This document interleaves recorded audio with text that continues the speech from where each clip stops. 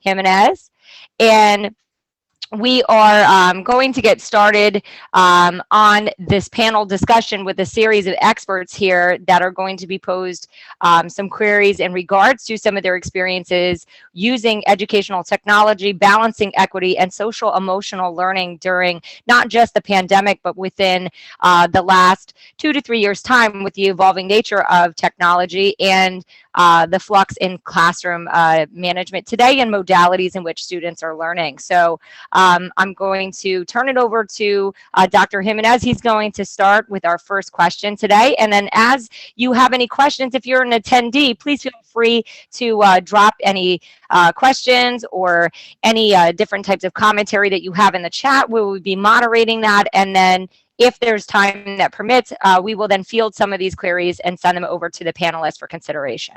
So go ahead, Dr. Jimenez. Thanks, Dr. Ivana. We're going to start with our first question, which we will open to the entire panel. We'll start with our first question of the night, which is, how can EdTech be used to support and improve the educational and social emotional experiences of racially and ethnically diverse students?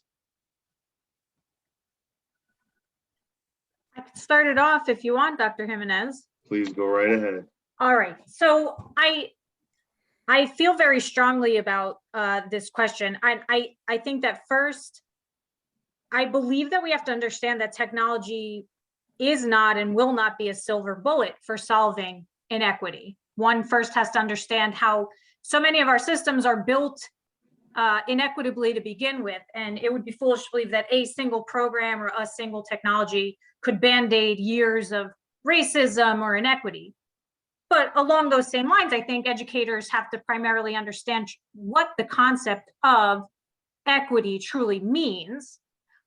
It's natural for individual persons to sort of define their understanding of racial inequities by their own lived experiences. But I think as educators, we have the responsibility to address our own knowledge base first, objectively, or as objectively as you can. As much as there's things we need to learn, there's things that we also may need to unlearn. And I speak from experience here. And I think that EdTech falls into this in a few ways. First, of course, access to working devices, access to reliable, high-speed internet access. I'm sure we're going to be talking about that a lot today. I also believe that with great power comes great responsibility, right? So access to a device and the internet is not only absolutely critical for everyone to have, it's also equivalent, I think, to a great power. So it has to be coupled with a great responsibility. And I think for us, that means in addition to looking at our inventory and accessibility, it also means look at how the internet is addressed in our curriculum. And it means harnessing research skills. It means harnessing digital literacy skills so that teachers and students are proponents of equity and anti-racism so that we don't spread falsehoods or like racist ideas. Thank you, Dr. Antonu.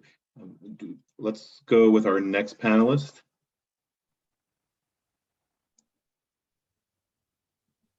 I was going to just piggyback off of what she said about, so when we looking at inequities, and I think the pandemic, when everything happened, everyone was scrambling. So we talk about these things when we're in a traditional classroom, and it's kind of like when we look at, like, I heard you say earlier about surface, like we're talking about equity, and you think about surface teaching, how we're just like touching the top of it. We're doing these like surface equity, like you get a device and you get a device and you get a device, but does that really fix the problem? Because underlining when we talk about all that, that's why equal doesn't mean equity. And then we realize that everyone doesn't have Wi-Fi. So how are we going to address that? So then we're scrambling to figure that out. So when you think about that, so you have devices, then you have Wi-Fi, and then we're trying to deliver instruction and use the curriculum that wasn't necessarily designed for a remote setting. How do we meet that? And how do we be parents who still are essential workers who have to go out and work? Because most of my students' parents have to work. Like, they're not home helping it's like big brothers and big sisters helping themselves and little people. So how do we meet their needs? So I think beyond just looking at digital equity, what are those other resources that will help meet each thing, like food insecurity, housing insecurity, because now people have lost their jobs, now they're homeless, so I think my district did a good job with providing these layer of supports. And I think it's important to know that it happens mostly in districts, like mine, but it's not just apparent in our district. Some of these other higher class were having similar issues because now you're at home and people have to cut back. So it's something to think about. We think that we're thinking about digital equity and we're like devices and technology. There's other problems that happen because that deals with the digital issues. And Carrie, you bring up an excellent point along with Joanna, because one of the things that people need to be mindful of is that educational technology, by definition, is the intersection between how people learn and the mediums that they're using to enable learning to happen. But that means there's a human element. The human element cannot be omitted from the equation. So you have to look at the entire human experience, whether it's how you're interacting with others through the technology, or what are those barriers that are potentially impacting your ability to use the technology to ultimately succeed and learn. So those are all excellent, great points. So thank you, both of you. Let's have one more of our panelists answer today's question. Let's get one more panelist. So I'll chime in, and I think that first of all, I definitely agree with Joanna and Carrie. And on the flip side of this, one of the positives, especially with the pandemic, and for those districts that had the funds to be able to afford to do so, we've now had the opportunity to open up opportunities for a lot of students that didn't have them before. There was all of a sudden now you could take a virtual field trip just about anywhere. You could be able to use all sorts of different tools, and especially a lot of the companies that provided tools during COVID gave teachers the ability to be able to experiment and try new things that they probably would never have done before. And so I think that it didn't level the playing field, but it provided more opportunities that just weren't there previously. And for students that just haven't had that, they didn't have the ability to interact with technology, or they just didn't have opportunities outside of technology that technology can bring. Technology could have been, for some districts, and I think definitely for ours, a positive in helping to level the playing field that a lot of schools and a lot of students just felt that impact of before. So, there's definitely a lot of positives towards the use of Edtech, but again, it boils down to the funding that you have for it, the training you're providing for your teachers, the curriculum that you have. All of those things have to go together in order to make this work for all of our students. But I do think just having those platforms, those programs, those activities that just weren't there before, offers opportunities to students who just normally wouldn't have that before.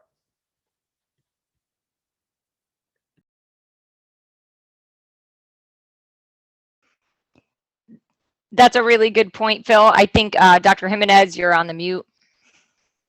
I just realized I was on mute, of course. I was going to say, Phil, excellent point. The one thing I would also piggyback on Phil's comment about is the importance of understanding that it's not just about training the teachers to know how to use technology, but all supporting staff. As part of one of my day jobs, I work for Asa College in New York City, and I work with many international students and ELLs, and English language learners. These are our college students that are coming in. And one of the things that we found is during the pandemic, they lost the in-person support they had on campus, people they could go to and talk to fix their computer, or in some cases, just to ask, can you help me understand what my instructor was just saying, or what, because again, there's a language barrier, maybe there's a certain issue of understanding, and they lost those pieces by moving to a remote environment, because now everything became self-service. The problem is for those ELL students and international students who thrive on those in-person connections, they lost that during the pandemic. And part of what I've been working on at Asa College is helping many of the freshman students get an understanding of what other digital resources are available to them, making sure that there's someone on the other end of a phone or a Zoom that can interact with them to help them have at least a chance at success. Whereas, again, we take for granted that people, that when they go home and take their laptops, again, they're going to have someone that can help them if their computer breaks, or what happens if they can't log in? Somebody might help them. But what about those students who don't have anyone? What about those students who don't have those additional supports? Now those students are going through the process of having to learn subject matter at least twice as hard, because they have to figure out, translate the material, and then learn it. And now they're dealing with these other quote unquote support issues that don't necessarily fall into the realm of the issues of the classroom, but they do. And that's the, I think, one of the big learnings that I've seen in the higher ed space. So Phil, thank you for spurring that, because that really made me realize, again, we have to look at the entire, I would say, life cycle of what's happening in a student's life. It's not just about the teachers, it's not just about the computers, it's not about the Wi-Fi, as Joanna said, it's everything. Thank That's you. actually a good point. And then I wanted to segue into our next question. And Phil mentioned as well, it gives an opportunity at this time for teachers to try different resources and tools with their students. And, you know, in my experience, I've worked with one professional that I believe is listening to us right now. So Mr. Doug Bailey, thank you so much. I'm going to call you out for this. So thank you. He had shared an experience with me about being able to pilot new programming with students, particularly those that are in an alternative school placement that have historically struggled in traditional schools, and that they have responded overwhelmingly with praise in an effect that has been overwhelmingly positive, because they realize that the teachers are there to essentially help them, and they're doing their best, and it's an all hands-on effort. So what are some of the ways, thinking about what Phil mentioned and what, you know, and one of my other colleagues, Douglas Bailey, had mentioned, what are some of the ways that you have in your experience, or what are your understandings of using educational technology or curriculum resources to be able to address any inequity in your district? And it could be, again, curricular resources that are digital, or it could be use of educational technology. So I'll open the floor up to the panelists. So I was thinking too, so I work in a K through 12 district. So I'm still in the, you know, K through 12 sector, and thinking about, again, going back to what everyone else has said, that basic responsibility of even just like, automatically you find the holes in what's actually occurring. So getting the devices, getting the hotspots. So it's like, we've been using one-to-one technology, giving these students Chromebooks for so long.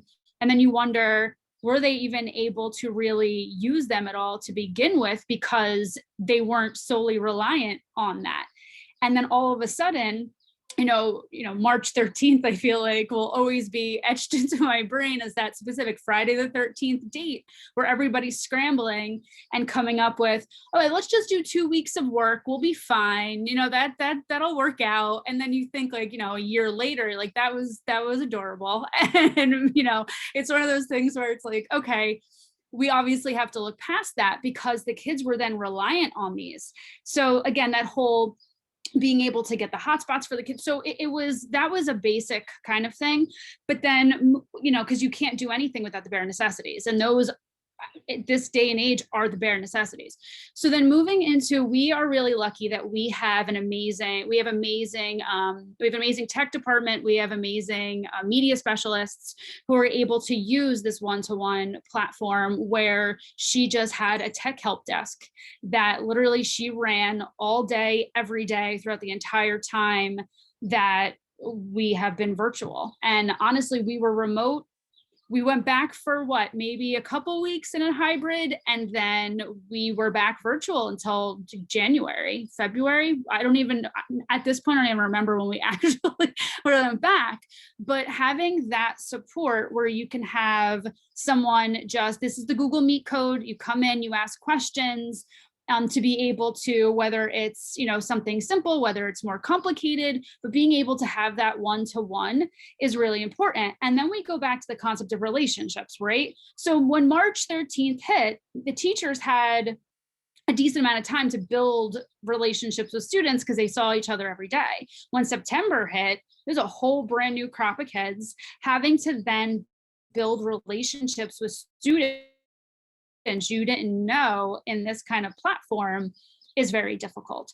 So being able to use platforms like this, platforms like, I know Dr. Bana, Pear Deck, that's something that's been really big within, you know, our district, to be able to interact with the students one-on-one, to be able to do breakout groups in Google Meet where you can actually like help specific students with specific skills that might, you know, they might need as almost like a, you know, a small group instruction. So being able to utilize those kinds of things are, you know, important, because if you don't have that, relationships are where we struggle. And, you know, relationships are so important in this profession, especially when you have like kindergartners, first grades, and my son's in second grade in this district. And I always tell his teacher, because he says she's his favorite teacher he's ever had, and they've never even met each other face to face. So building those relationships through this kind of technology has been really important, which is why I love, you know, everybody's zoomed out, but at the same time, it's become such an, you know, important piece of what we're doing.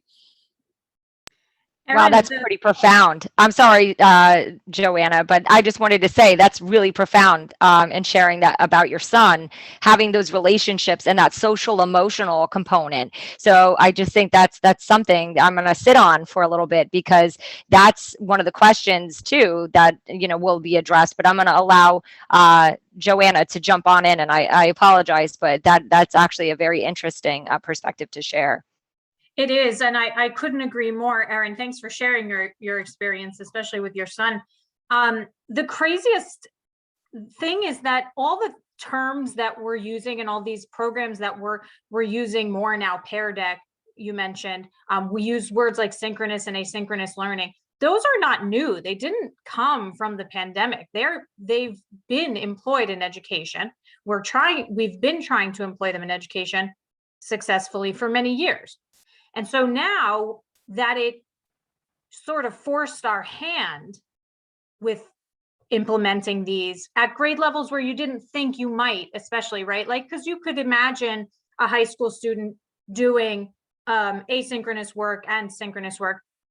But I don't know that we were ready to ask a kindergartner to complete some asynchronous work and understand what it is to combine it with synchronous work with their teacher. I mean, it sort of forced our hand in a fabulous way, because now we've got to experience it. Now we know, right? The best way to learn that lesson is to actually do it. So I always think in the back of my head that that's the silver lining of the pandemic for us in education, because it forced us into trying some stuff. And that so often administrators can be timid to take that first step because we're not sure what's going to happen. We don't want to put kids in a situation where it might not be the best situation for them, but it forced our hand. I think that's interesting that you mentioned that there's that hesitation, and some people are a little bit unsure as to, you know, longitudinally how this is going to work out, because that leads me to another question. Really, it's kind of like organically grown out of this. You know, is there a concern and a considerable attention paid to the choice of technology and how the potential for that could then widen or exacerbate existing discrepancies in terms of inequities that face our students? And that, I think, is an important consideration, and I feel perhaps a part of that trepidation that some people may experience. And so I just don't know if anybody wants to comment on that. Was there a process that you had in terms of how you would analyze a piece of technology? Did you have students vested in those conversations, parents involved, other stakeholders?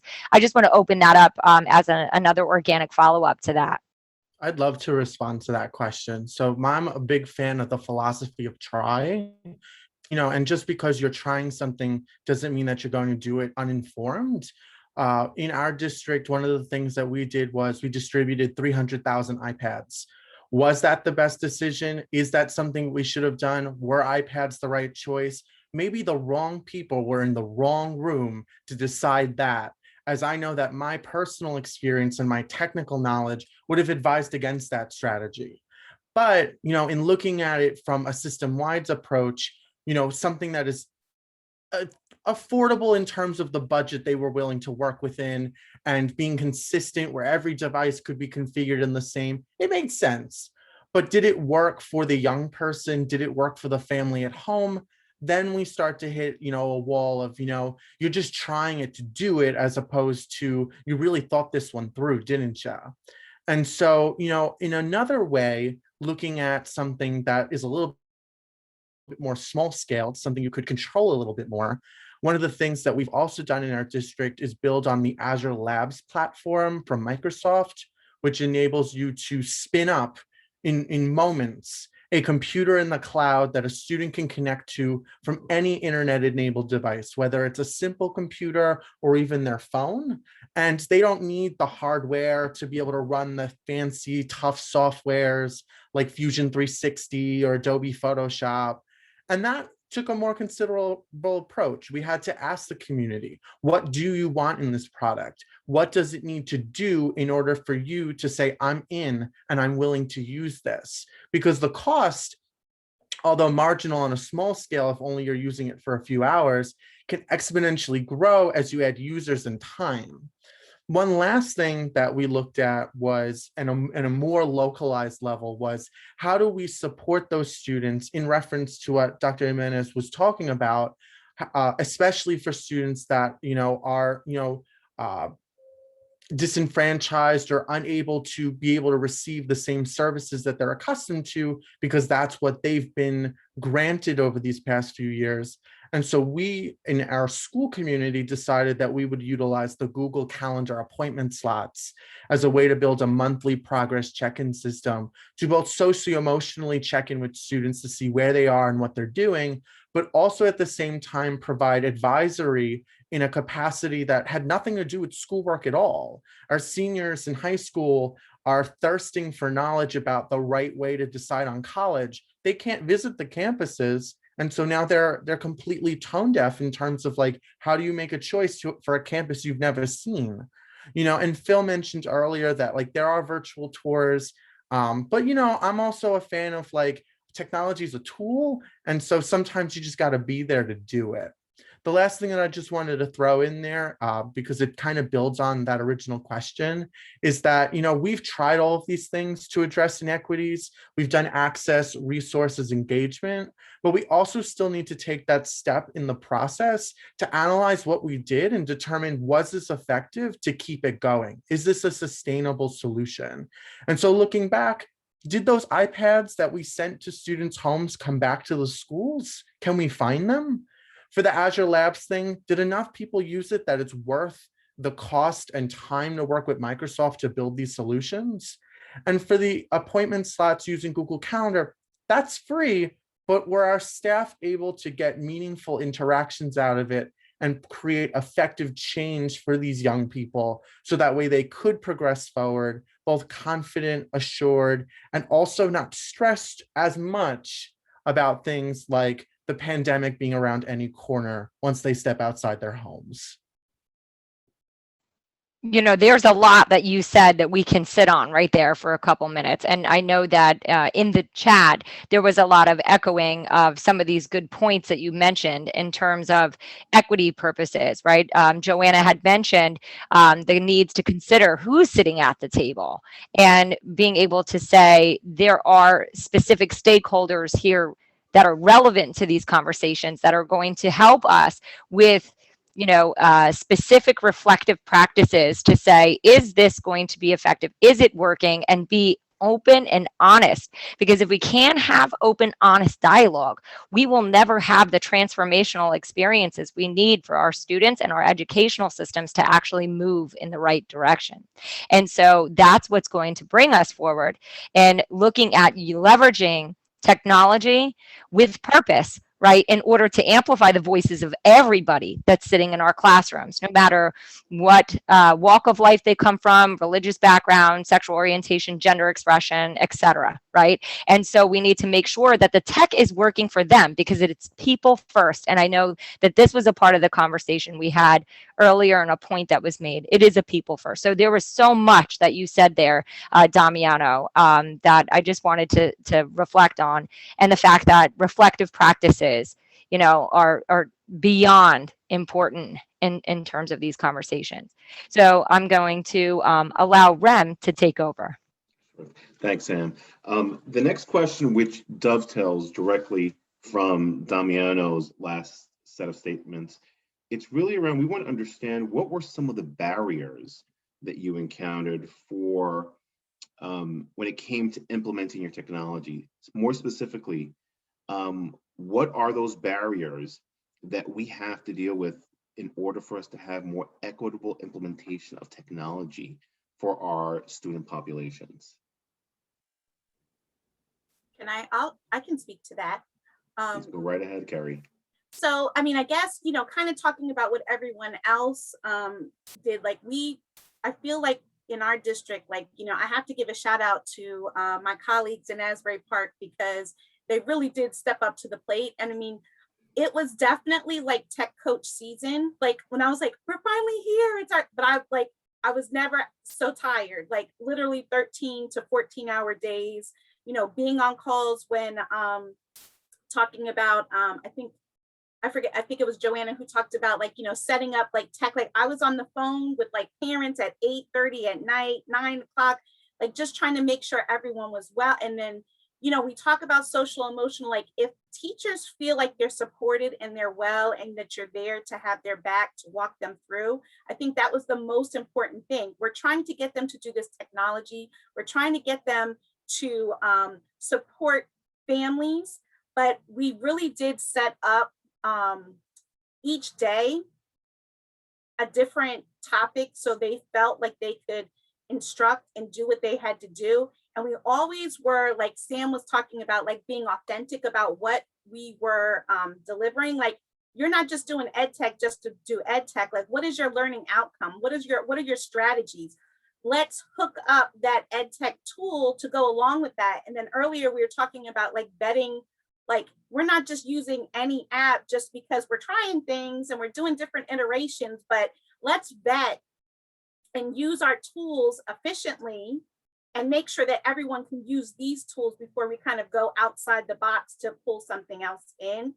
And I think that really helped from March to June to set us up in a great platform for when we came back in September. So we did the foundation. Now let's build on that foundation.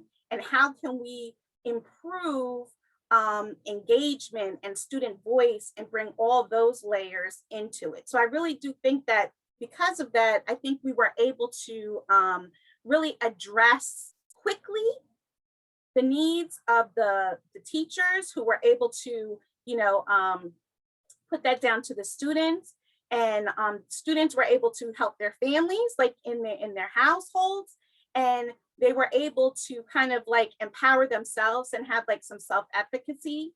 And I think it really did help us to be able to move to the next step when we came back in September.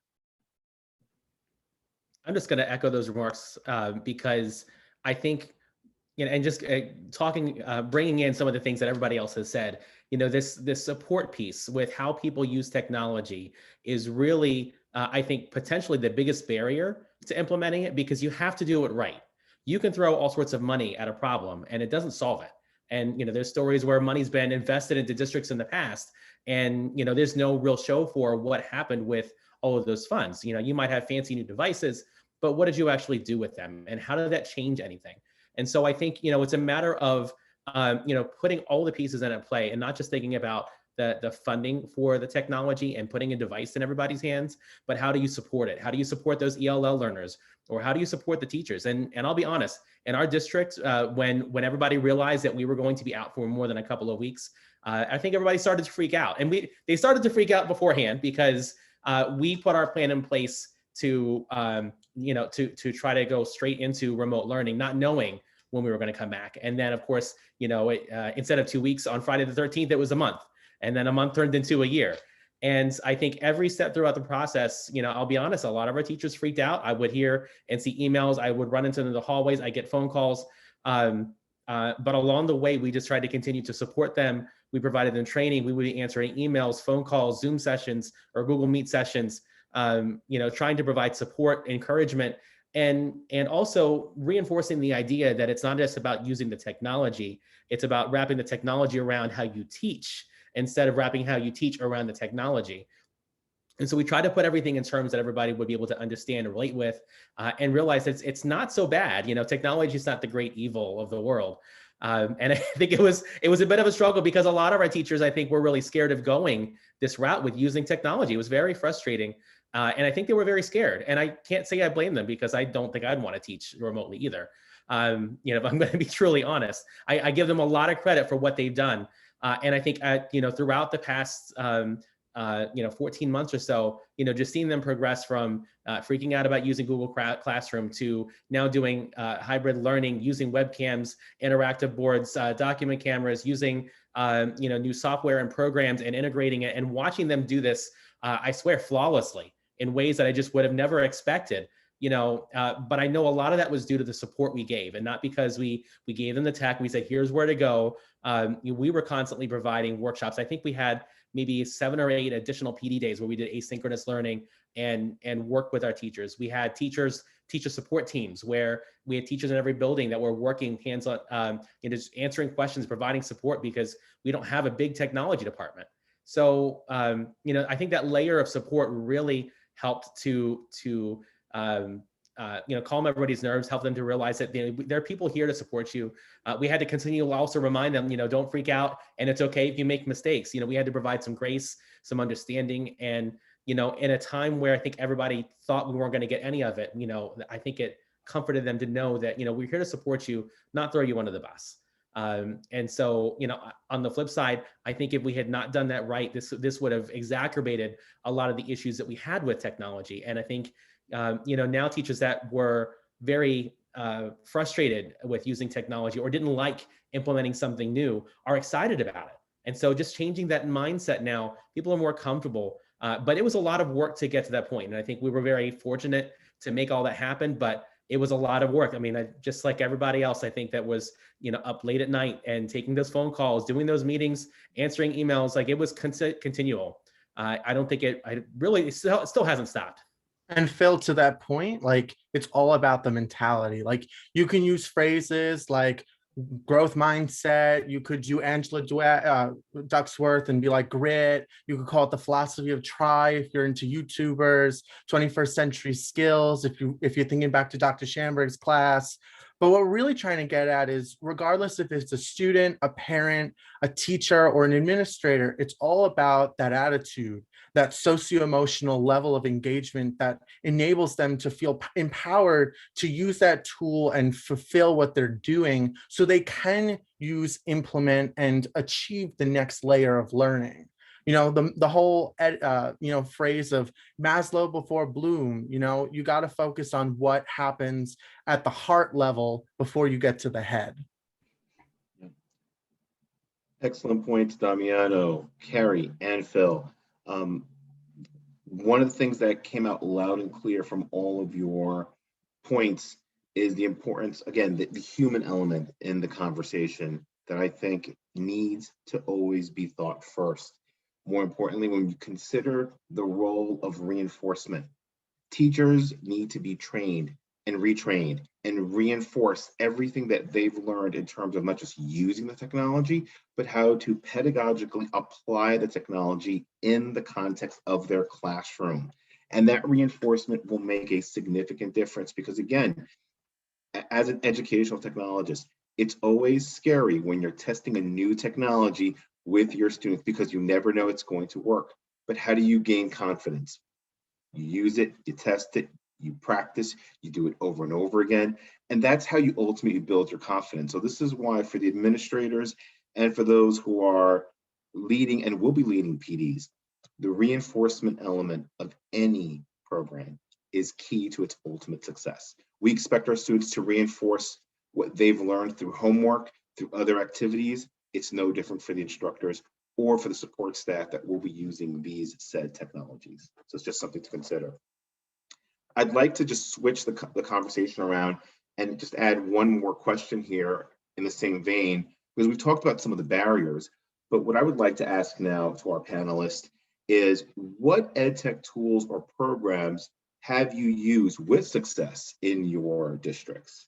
Now, I know I believe Joanna mentioned Pear Deck earlier. What other tools have seemed to work with your populations? What tools have you been using where you've seen the support of social emotional learning among our learners? So I can start this one off, Dr. Jimenez. One thing that I think we found particular success with in our district was an app for video creation or screen recording. So we happen to use Screencastify, but I know that there's plenty of apps that do similar things. But I think it's relevant because this type of app is across content levels, it's across grade levels, it's really applicable across the board. And we use it so that teachers and students could make videos to explain a concept or an idea.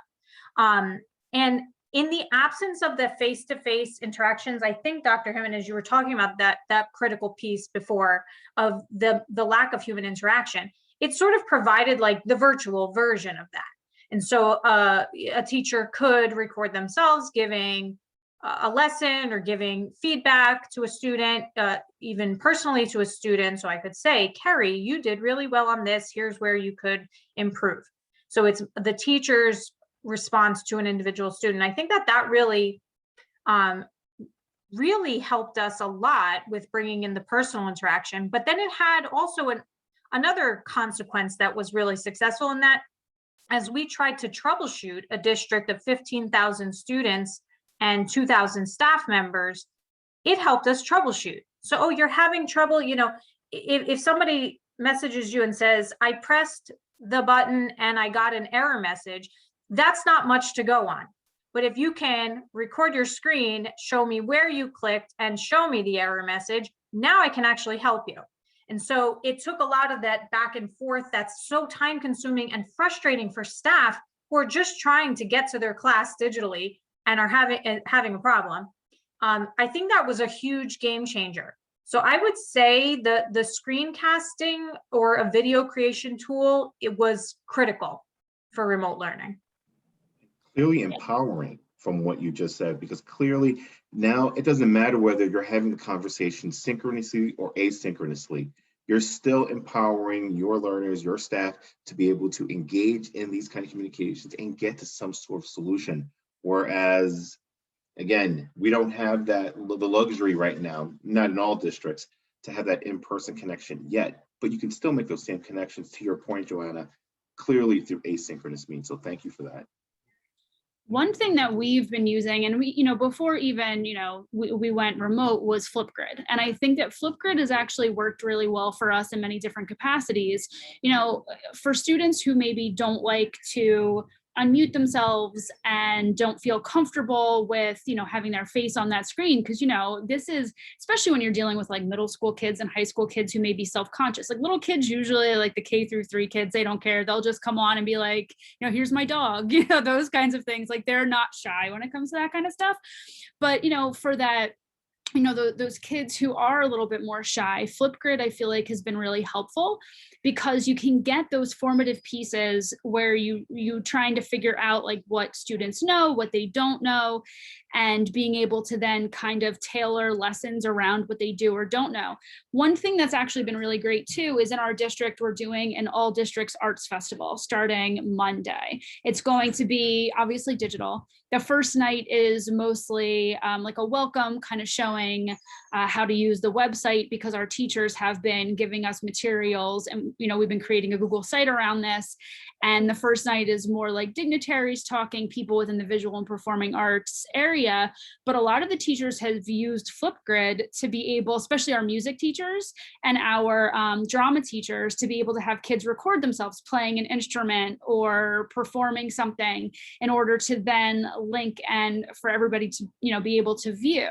So, you know, it's great to have students to, you know, for in class to be able to use that as assessment, but it's also great to kind of showcase what our students are able to do and actually celebrate them, because with all of the, you know, the scariness of everything else, it's nice to actually have something that you can sit and be like, this is what we were able to accomplish this year.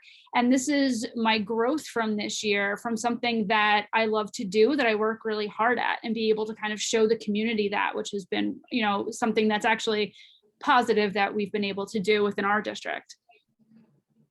And it really just shows that, oh, I'm sorry, I'm unmuted. No, I'm not on mute. Sorry, Aaron. I thought I was on mute again. Aaron, I was going to say, like, that's a really key important point, because I think that with the digital technologies such as a Flipgrid and others, we have the ability to create artifacts, or students have the ability to create artifacts that they can now share with others, whether it's in the form of a quick little video snippet or audio. I mean, these are definitely opportunities for these students to not only to create something, which is always a fun thing for them to do, but it also, to your point, showcases the work, the effort, and ultimately what they're learning and what they're actually engaging in terms of other material with their peers and colleagues. So it's definitely a great way to engage your learners. So thank you for that. Any further tools?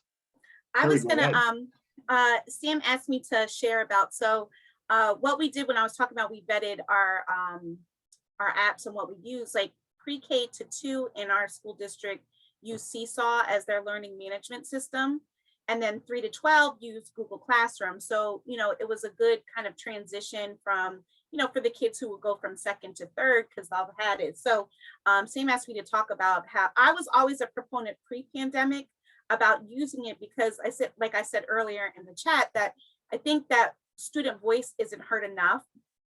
You know, as teachers, and me, a former teacher, like I can fully admit to like being a little bit controlling and wanting things my way. But I think over the years, towards my last years in the classroom, I wanted to kind of like talk to kids about what they wanted to do. And you have those different kids. So I think Seesaw provides a student voice, and it gives a layer, kind of like what Aaron was talking about with Flipgrid, where kids show what they know in the way that they want to. So it formatively assesses in a way that kind of like helps them, you know, it can give us a lens of where they're at and what they know.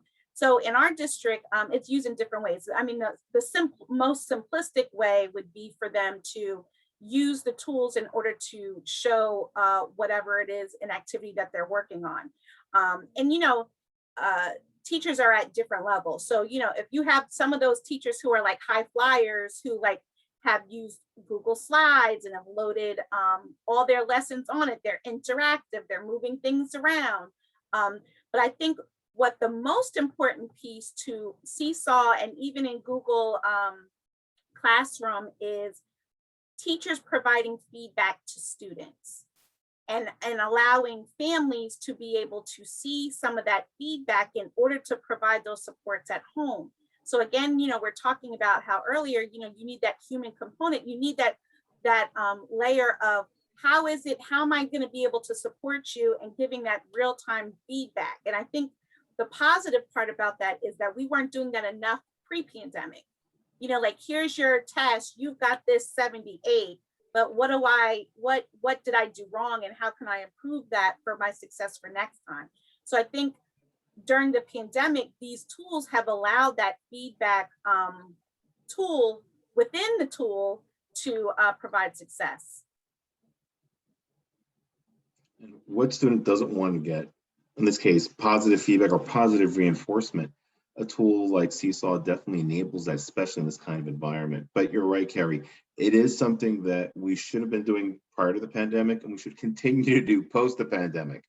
Giving our learners feedback is going to not only help them from a social emotional perspective, but it's going to help them to gain the confidence they need to take risks, to try different things, to do those things that might seem hard. And again, how else are you going to do it? But by helping to reinforce those beliefs, those behaviors through the feedback and reinforcement that we give them. So thank you for that, Carrie. At this time, just for the purposes of time, we're going to switch over to our next question, which Dr. Bana is going to give to the panel. Thanks, Rem. So we mentioned a lot about feedback and approaches and autonomy and teacher-centered, right? And then also now how that shifted into more student-centered. So we can hear from students and they can get full transparency. And so that comes along with a redesign of our instructional practices and also our pedagogical approaches and how we artfully then fuse technology within. And so I would like for you to share your experiences and your just takeaways of what were some of the lessons that you as administrators and also as educators and stewards of our students learning across the state in New Jersey. What are some of those lessons that you have learned from the use of technology or digital instructional resources, maybe converting what you have already in a curriculum that you just made a capital investment for the prior year, you're not even a full year into using, and then, oh, we got to make it go completely online. What were some of those takeaways in terms of the lessons that you've learned from using technology and culturally relevant pedagogical practices for our students while we were in a remote instruction period and working online in our classrooms? So this is something that, when thinking about that question, especially cultural relevant and responsible pedagogy, right? So during this pandemic, we also had a lot of, I guess, civil unrest, right? So trying to navigate that in a digital world with teachers that, are getting to know their students through a computer screen has been something that, we were trying to navigate, as a district that I'm sure many other places were trying to do the same thing. So I feel like within the pandemic, you had, Breonna Taylor's murder, you had George Floyd's murder, and the concept of then how do you have those conversations with students in a culturally responsive way where, through, technology. So being able to, and obviously working with the equity specialist that we've been working with in our district, one thing that she always starts with, and when she shows or discusses things, is that courageous conversation compass, where you're like, where does this land for you? Are you in an emotional space? Are you in an action space? Like trying to figure that out in general for yourself. Because, if one student is in an emotional space and still trying to wrap their heads around what actually is occurring, and another student is in an action space, that's not going to work, right? So I think one of the biggest aspects is that breakout kind of aspect of things. And some students might not want to talk about it because they don't know how to either formulate words around things like this, or they don't feel comfortable talking about that, whatever the reason is. Being able to then give the students, okay, so where do you fall in this compass? Like, are you in an emotional space? Are you in an action space? And then being able to be like, okay, do you want to talk about this or not? If you don't, that's great. Not everybody needs to talk about this. And, Carrie just said it is traumatic and it shouldn't be talked about by everybody. So it's one of those things, okay, maybe you want to write about it. Maybe you want to move into another space where you can go into another space and maybe go offline for a little bit while it's being discussed. Creating that safe space for students is so, so important in order to build those relationships we were talking about earlier. So being able to give them all different types of spaces in those kinds of, in this mode of technology, being able to, okay, this breakout group is going to be for maybe students who are in an emotional space. This one's going to be for like an action space. This is going to be a space for just students who want to sit and want to write and don't want to talk about anything. You know what I mean? So it's one of those things where being able to provide those different areas for students is so, so important, especially when you have something that's just so profound and, again, traumatic for a lot of our students, especially our students of color. you took the words profound and just unbelievable right out of my mouth in regards to what you said about trying to find cohesion at a time where our society doesn't seem to be as cohesive as it has been maybe historically at other periods of time, right? There seems to be a lot of things going on, and how to balance that. So a key takeaway is to being able to provide students opportunities to either amplify themselves or allow them to take the time necessary to process and to think about things, and then to be expressive or not at a method, at a time, at a pace, at a place that works best for them. And I think that's really critical in being able to then have relevant practices for students that acknowledges their standpoints in a lot of this very difficult and trying situations that, you know, students are being asked to sometimes be a part of, right? And we need to be mindful of the conversations that happen, because like you mentioned, silence sometimes is the best way, because, you know, perhaps they just don't want to navigate that space just yet. So that's great. So are there any other panelists that would like to make a comment on lessons learned? Dr. Bastandria, you want to go first? Yeah, I'll keep it short. I just wanted to say that, like, and to get to that point, to get to a level where you can engage young people in trauma and working in restorative practices, it doesn't happen just by going to a professional development session and saying, you've gotten the certificate, you're good to go. Like, you have to be there yourself. And I think that Erin was directly describing that. But what I also want to say is that, like, you don't have to reactively get ready for that situation. You can be proactive in it by starting your school community in a way that's built on socio-emotional foundations, as opposed to we're just here to learn, we're just here for the academics. Start your school year, start your classroom, start just the way that you do things in the premise that I'm here to meet you where you are, and there will be times that things will be difficult for both of us. I feel often more than not that in certain spheres of education, we find that the teacher is the one who has to have all the answers. And as we move to student-centered practices like project-based learning and all of these things, it isn't with us, and that's okay. And the last comment that I want to make on it is that, you know, not everybody who is even ready to have those conversations may feel like they have a voice at the table. With the events that Erin was referencing, like that is a directly traumatic experience for 99% of my school community. And it was something that I personally had to wrestle with of, do I say something or not? If I say something, you know, and it's triggering to them, that's not good. But if I don't say anything and they don't hear any voice of me in support or reassurance for them, then they're going to feel I'm doing them a disservice. And having to ask the question, unsure as a teacher, to say, do you want my commentary on this? Do you want to talk about it? Is both a very vulnerable moment for the leader, the learning facilitator, but also really empowering for young people to know that they have a choice. Student choice doesn't just exist in which assignments they do. It should be about everything regarding the school community, but I'll talk about that later. Well, I want to sum that up with, that's why I think this group brought up the idea of digital literacy earlier on in this conversation, because it relates directly to fact finding about these sensitive topics that some kids want to talk about and some kids want to not talk about. Both are okay. But as educators, you know, we have a responsibility to know all the facts before you share something, right? Damiano used the word commentary, right?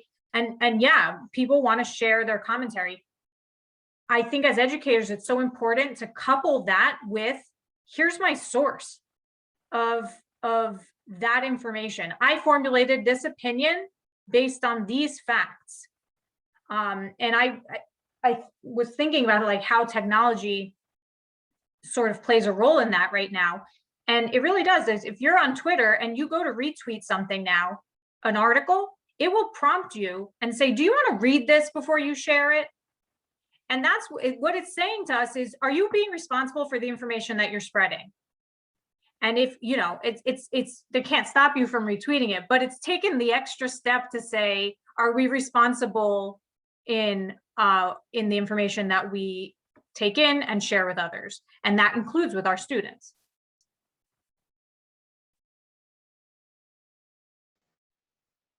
And I think, Joanna, to your point, there is, I think, that lasting influence of educational technology in a lot of you might agree with the role of the educator and our responsibility, right? That's the key word, our responsibility. What is our responsibility, and what advice, as our last question to get ready to wrap up for the panel for the evening, would be in regards to that responsibility, and perhaps other advice that you would give to other stakeholders and districts and institutions throughout New Jersey and even in New York that are looking to create more inclusive, equitable learning environments with digital literacy resources and ed tech. What are pieces of advice that you would like to give? My biggest thing is listen to the students. I feel like students' voice is it's crucial. Like, that's who's sitting in the classroom. Those are the ones that we're sending off into the world. Listen to them, ask them questions. What are your experiences? How do you learn best? What would you like to see? What doesn't work? You know, there's so many different areas, and then push that to the teachers. So what works for you in your classroom? What do you see as a positive in the classroom? What does not work? Right? You know, be honest with us, because I feel like that's something as an administrator, you have to make sure that you don't have that ego around, this is what we have to do. And, you know, there's no, room because, we're the experts in this.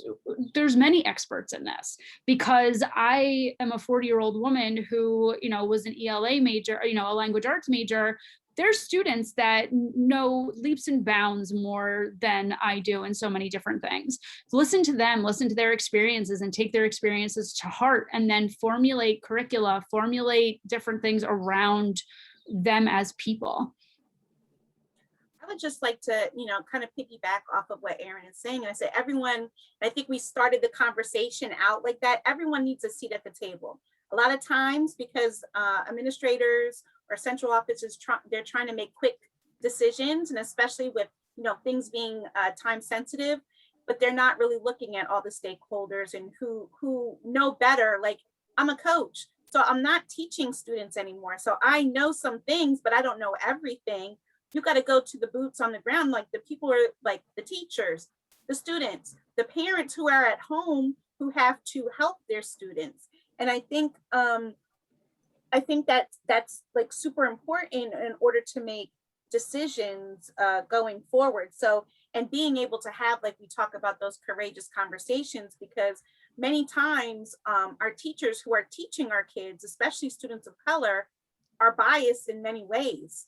And sometimes they don't even really realize the words that are coming out of their mouth, or how they're addressing situations, or how they're projecting certain media, and where you kind of have to kind of give a look, and you kind of have to check people. But sometimes, as a person of color, I don't want to be the you're intimidating, or, I can't believe that she said those things to me. So it's hard sometimes being that person, but you have to be brave, and you have to do it, because if you caught it, then what else is happening behind closed doors? So districts need to start having these conversations, not just districts with predominant kids of color, but those districts who don't have any kids of color, because those are the people who are running our nation. We're not the people in charge, we're the minority. So having those voices and having those allies that are not performative, but who are actually, for us, and trying to fix this problem that we currently have. And it's our kids. So, they're going to be the ones who are moving up, when we're old. So we want it to, be a good one. I wholeheartedly agree with you there. And I also want to add to that we have to build the leadership capacity within our schools and our districts, because we can give everybody a seat at the table, but what are they going to do when they have the seat? What are they going to do when they have the voice? And I think that's one of the things that we have to develop. And I learned that lesson prior to the pandemic. I think that was one of my earlier leadership faults, was not realizing that I had to develop leadership within my building. And once I realized that was going to be the key to making some major change, and that I couldn't carry the work that I want to do by myself. The administrators in our buildings can't do that by themselves. They need leaders among the teachers, among the support staff, among the students, among the community that are not only going to have a voice, but know what to do with it to be able to work together to make that change happen. And so I think that we have to also be mindful of how we develop that leadership. What do we do to develop those leaders? How do we make sure that they are using their seat at the table and they're using their voice in a proactive manner that's going to benefit everybody? Because sometimes people go into these situations and not realize the effect that they can have. They don't realize the impact that they can have, and they don't realize that they can, not only can they make some positive change, but when you're in that role, you can also make some negative change. And we don't want to see that, but that can happen. And if you don't know what to do with your voice, unfortunately, there are times where, people use it improperly, and sometimes they don't realize what they're doing until after the damage is done. So I think just taking that time to develop what leadership is within our buildings and our communities, and then making that leadership work for everybody. Phil, that's such a good point. And I think it mirrors with what my final thought on that would be, if you're at the table, your action of it, we can say who else is at the table. That's an important question. But if you're already at the table, are you advocating for who's missing? Right? So look around the table, who is missing? That's your actionable step as a leader in this world of education. If we're trying to really infuse this technology piece and we're the leaders of this, look around the table, advocate for who's missing. And the last thing that I'll drop in there is my advice: adopt that mentality of designing with, not for, and invest in people, not organizations and tools, because that's who's going to make success happen. Which leads to the final comment, Damiano, thank you for that, which is know your learners, know your audience. Because you can buy all the technology you want, you can come up with all the solutions. If you don't know who your students are and what their needs are, you're wasting everyone's time and money. Absolutely. And, all of these things that you guys had mentioned about, providing leadership and involving stakeholders down to the students, to the parents, to everyone involved, and, having a seat at the table, knowing what to do with it when they get there, and then looking for those that are missing. And sometimes with the value of having all of these different voices and the different experiences with people that we're involved with, because education is the business of people. And if that table doesn't fit everyone that needs to be there, then I think it is our responsibility to build a new one. And so with that, we're going to conclude this session. I want to thank every single one of you for sharing your expertise and your acumen this evening. And I want to say thank you so very much for all the hard work that you're all doing with our students, the families, and the communities in which you serve, not only in New Jersey, but in New York City, and for the leadership that you're providing and the insight that you had. We're getting lots of love in the chat, and we'll make this session available asynchronously for those of you that were not able to attend in person. We thank you so very much. So this has been a panel discussion from the Department of Educational Technology at New Jersey City University on education and equity in Edtech, how educators and administrators affect change. Thank you so very much for joining us this evening, and we hope to see you guys at another panel discussion soon. Thank you.